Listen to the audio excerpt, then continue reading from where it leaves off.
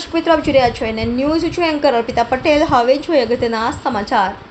ગુજરાત બોર્ડનું ધોરણ 10નું આજે પરિણામ જાહેર કરવામાં આવ્યું છે। સમગ્ર ગુજરાતમાં 82.57% પરિણામ જાહેર કરવામાં આવ્યું છે, જેમાં સુરત જિલ્લાનું 86.75% પરિણામ જાહેર કરવામાં આવ્યું છે। આ સાથે જ ગુજરાતમાં સૌથી વધુ સુરતના 4870 વિદ્યાર્થીઓએ A1 ગ્રેડ મેળવ્યો છે। સુરત જિલ્લાનું 86.75% પરિણામ જાહેર કરવામાં આવ્યું છે, જેના પગલે સ્કૂલો ખાતે પહોંચેલા વિદ્યાર્થીઓ ખુશીથી ઝૂમી ઉઠ્યા હતા। સુરતના નાના વરાછા વિસ્તારમાં આવેલ કૌશલ વિદ્યાલયમાં વિદ્યાર્થીઓએ ઝળહળતું પરિણામ મેળવ્યું હતું। કૌશલ સ્કૂલમાં 248 વિદ્યાર્થીઓમાંથી 83 વિદ્યાર્થીઓએ A1 ગ્રેડ મેળવ્યા છે। શાળામાં ભણતા સાવલિયા ધર્મના પિતા છેલ્લા 1 વર્ષથી કેન્સર પીડિત છે, ત્યારે તેને 94% આવતા શાળા પરિવારનો આભાર માન્યો હતો અને ભવિષ્યમાં કેન્સરના ડોક્ટર બની લોકોની મદદ કરવાનું લક્ષ્ય સાધ્યું છે। હરેશ પાંડવ, આચાર્ય કૌશલ વિદ્યાભવન। પરિણામ રહ્યું ધોરણ 10 બોર્ડનું ખૂબ જ સારું પરિણામ રહ્યું છે। રિઝલ્ટની વાત કરીએ તો ગયા વર્ષની સરખામણીમાં ઓલ ઓવર ગુજરાતમાં પરિણામ ખૂબ સારું આવેલું છે। અમારી સ્કૂલની વાત કરીએ તો ટોટલ ગુજરાતી અને અંગ્રેજી માધ્યમના ટોટલ 248 જેવા વિદ્યાર્થીઓએ પરીક્ષા આપેલી હતી, જેમાંથી માત્ર એક જ વિદ્યાર્થી નિષ્ફળતા પ્રાપ્ત કરી છે, એટલે 247 વિદ્યાર્થી પાસ થઈ શાળાનું પરિણામ 99.59 આવેલું છે। અને A1 ને A2 ગ્રેડની વાત કરીએ તો થોડાક ગર્વથી વાત કરવા જેવી છે કે આવું રિઝલ્ટ લગભગ ગુજરાતની કોઈ શાળામાં નહીં હોય એટલી ટકાવારીમાં A1 ગ્રેડની ટકાવારીમાં 104 વિદ્યાર્થી 248માંથી 104 વિદ્યાર્થી A1, 83 વિદ્યાર્થી A2 અને ટોટલ આમ જોવા જઈએ તો A1 ને A2 પર્સન્ટેજમાં તો 75% વિદ્યાર્થીઓ કે જેને 80% ઉપર રિઝલ્ટ પ્રાપ્ત કર્યું છે। આટલું સારું પરિણામ છે, શિક્ષકોએ બાળકો પાછળ આખા વર્ષ દરમિયાન કઈ પ્રકારે મહેનત કરી? મહેનતની વાત કરીએ તો વર્ષ દરમિયાન અમારું પ્લાનિંગ પહેલેથી ફિક્સ જ હોય છે।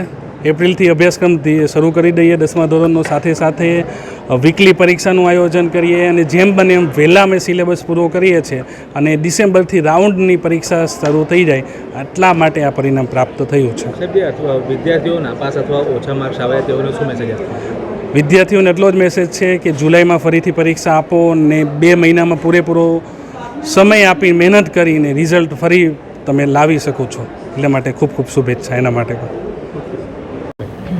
મારું નામ અકબરી ક્રિશ રમેશભાઈ છે। આજે હું આટલું સારું પરિણામ મેળવી શક્યો છું તે બદલ મને ખૂબ ખૂબ અભિનંદન પણ મળ્યા છે અને મારી શાળાનો ખૂબ સપોર્ટ હતો અને શિક્ષકોનો પણ ખૂબ સપોર્ટ હતો અને મારા વાલીઓનો પણ ખૂબ જ સપોર્ટ હતો અને સહકાર હતો, તેથી જ હું સારું મસ્તીનું પરિણામ મેળવી શક્યો છું અને દરરોજનું કામ હું દરરોજ કરતો તે બદલ મને આ સારું પરિણામ મળ્યું છે અને મિત્ર વર્તુળ પણ મારું સારું હતું અને તે બધાનું પણ સપોર્ટ સારો હતો, એટલે આજે મારું આ ઇનામ મારા PR 99.99 PR આવ્યા છે અને એટલે ટકા કાઢીએ તો 98.50 આજુબાજુ થાય છે। હાઈએસ્ટ માર્ક 4 સબ્જેક્ટમાં છે, 100માંથી 100। સાયન્સ, SS, મેથ્સ અને કયું હતું? સાયન્સ, SS, મેથ્સ અને સંસ્કૃત। આગળ કઈ ફેકલ્ટીમાં અભ્યાસ કરવા ઈચ્છો? આગળ સાયન્સ સ્ટ્રીમમાં, A ગ્રુપમાં। આપનો પરિચય? હિંમતભાઈ જયાણી।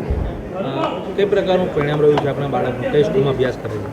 કૌશલ વિદ્યાલય નાના વરાછા સ્કૂલ શાળાની અંદર અભ્યાસ કરે છે મારું બાળક, અને ખૂબ જ સારું શાળાનું પરિણામ છે અને ઘણો આનંદ થાય છે કે બધા જ વિદ્યાર્થીઓ એમ કહીએ તો 100% રિઝલ્ટ છે, એટલે કોઈ પણ વિદ્યાર્થી સાથે અન્યાય ન થયો હોય એવું મહેસૂસ થાય છે, કારણ કે બધા જ વિદ્યાર્થીઓ આજે ખુશ છે અને શાળાના આ શિક્ષકો અને સંચાલકો પણ બાળકોને ખૂબ સારી રીતે માર્ગદર્શન આપી અને સ્ટ્રેસ વગરનું શિક્ષણ, અને વધારે આનંદ મને એટલા માટે થાય છે કે બાળકો જ્યારે વારંવાર ટ્યુશનનો આગ્રહ રાખતા હોવા છતાં આ શાળાના શિક્ષકો અને સંચાલકોએ એવો આગ્રહ રાખ્યો કે બાળકોએ ટ્યુશનની જરૂર નથી, એટલે કે ફૂલ ડે રાખીને શાળાની અંદર પૂરું માર્ગદર્શન આપી અને સ્ટ્રેસ વગરનું માર્ગદર્શન મળતા બાળકો આજે ઘણા જ ખુશખુશાલ છે અને શાળા પ્રત્યે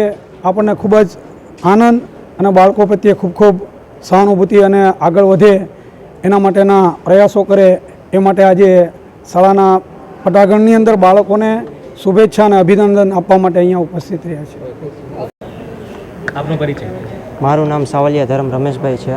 હું આ કૌશલ વિદ્યા ભવનમાં ભણું છું અને મારા પપ્પાને કેન્સર હોવા છતાં મારે 94% આવ્યા. આ સ્કૂલમાં મને સારા શિક્ષકો મળ્યા, એટલું સારું ભણાવ્યું આખા વર્ષ દરમિયાન કે મારા આટલા ટકા આવે એમ નહોતા, પણ મહેનત એટલી કરી આખા વર્ષ દરમિયાન એટલે મારે એટલા ટકા આવી શક્યા. કઈ રીતે આ વર્ષ દરમિયાન મહેનત કરી હતી? આ વર્ષ દરમિયાન શાળામાં જેટલી પરીક્ષા લેવાતી બધી પરીક્ષા આપી હતી. પછી જેટલું શિક્ષકો કહેતા હોમવર્ક કરવાનું, ક્લાસવર્ક કરવાની, બધું ક્લાસવર્ક કરતા એટલે આટલા ટકા આવી. ફેમિલીનો કેવો સપોર્ટ રહ્યો ઘરે?